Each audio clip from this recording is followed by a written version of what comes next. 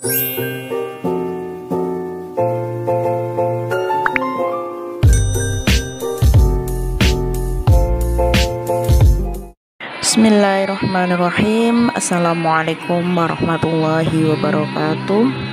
Halo teman-teman semuanya, gimana kabar kalian hari ini?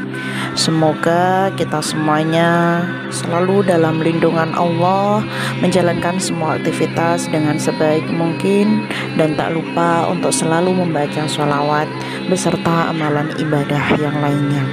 Allahumma sholli ala Sayyidina Muhammad wa ala ali Sayyidina Muhammad. Di video kali ini saya akan menceritakan 4 kisah nyata dari keajaiban membaca sholawat, yang mana beliau ini mendapatkan amalan tersebut dan mengamalkan amalan membaca sholawat tersebut. Dan melalui perantara sholawat tersebut, beliau berempat ini mendapatkan beberapa keajaiban yang sangat luar biasa. Kita mulai dari cerita yang pertama, berasal dari Mbak Akintab. Beliau bercerita, alhamdulillah rutin sholawat 15.000 sehari. Selama kurang lebih 3 mingguan saya dawamkan. ATM terisi sendiri 800.000. Masya Allah. Jadi beliau ini setiap hari membaca sholawat itu 15.000 rutin, dan kurang lebih 3 mingguan ATM beliau ini terisi sendiri sebanyak 800.000. Kemudian beliau juga bercerita, catering tiap minggu ada orderan terus. Alhamdulillah, selalu merasakan keajaiban sholawat, semua menjadi mudah. Jadi nggak hanya ATM-nya yang terisi sendiri, tapi cateringnya tiap minggu itu selalu ada orderan, dan orderan itu selalu mengalir terus. Semoga teman-teman yang menonton juga merasakan keajaiban sholawat. Yang penting kita ikhlas. Jadi ketika kita itu mengamalkan sholawat, jangan sampai amalan sholawat ini untuk hal-hal duniawi, tapi kita gunakan amalan sholawat ini sebagai perantara kita untuk beribadah kepada Allah, ikhlas menjalankan semuanya ini dengan tujuan adalah untuk mendapatkan ridho Allah. Ketika Allah telah meridhoi, apapun yang kita minta, usaha yang kita lakukan, insya Allah akan terpenuhi dan akan dipermudah oleh Allah Subhanahu wa Ta'ala. Dilanjutkan dengan cerita yang kedua, berasal dari Kori Rinegan. Beliau bercerita, aku punya hutang 2.500.000. Aku sholawat kepada Nabi 1 malam penuh.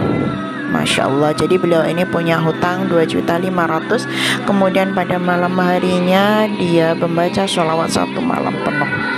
Alhamdulillah, berkah rahmat Allah, paginya hutang aku lunas. Masya Allah. Jadi ketika dia bersolawat dengan keikhlasan dan dia meminta sama Allah untuk dipermudah hutang-hutang tersebut terlunasi, alhamdulillah paginya itu hutang 2.500.000 alhamdulillah terlunasi dengan izin Allah dan atas ridha Allah. Cerita yang ketiga adalah berasal dari Tri Magetan. Beliau ini bercerita, kita lihat ceritanya Mbak Tri ini seperti apa. Beliau bercerita, subhanallah, sangat dahsyat, sungguh Allah Maha Agung. Siapa saja hambanya yang dalam kesulitan memohon pertolongan kepada Allah, maka Allah akan memberikan yang diminta. Semoga kita semua yang ada di channel ini semua dimudahkan segala urusan dan diberi rezeki yang berlimpah. Amin, amin ya rabbal alamin. Beliau selalu mendoakan kepada kita semuanya, semoga kita mendapatkan hal yang terbaik, selalu mendapatkan ridha dari Allah dan dalam jalan yang Allah kehendaki. Dilanjutkan dengan cerita yang keempat, ini berasal dari Mbak Rima Cindy. Mbak Rima Cindy ini bercerita, Mbak, makasih banget, berkat Mbak aku mengenal sholawat dan selalu mengamalkannya. Alhamdulillah, semoga ini menjadi amal ibadah bagi Mbak Rima Cindy ya. Dan alhamdulillah Mbak, aku aku udah lulus P3K tahap 2. Masya Allah, semoga menjadi sedekah jariah buat kita semuanya Mbak. Amin, amin ya robbal alamin. Jadi Mbak Rima ini selalu mengamalkan sholawat, dan alhamdulillahnya beliau ini lulus P3K tahap kedua. Kalau emang ini nggak benar-benar atas ridha Allah, itu semuanya nggak akan terjadi. Nah, itu tadi 4 kisah nyata dari keajaiban membaca sholawat. Semoga ini menjadi motivasi bagi diri saya sendiri dan juga mengajak pada teman-teman semuanya untuk selalu meningkatkan amalan ibadah, terlebih lagi dari amalan membaca sholawat.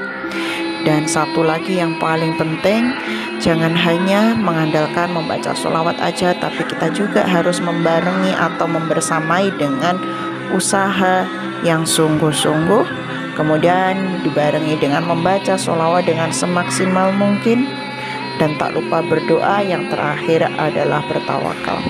Ketika kita mengamalkan sholawat tersebut, jangan hanya difokuskan untuk urusan duniawi aja, tapi fokuskanlah bahwasanya amalan ibadah tersebut untuk Allah sebagai salah satu wujud dari kehambaan kita untuk selalu beribadah kepada Allah Subhanahu wa Ta'ala. Ketika Allah meridhoi semua apa yang kita lakukan, ketika Allah itu membantu apa permasalahan yang kita hadapi, kita pun juga akan dipermudah melalui perantara Allah tersebut. Wa akhiran, wassalamualaikum warahmatullahi wabarakatuh.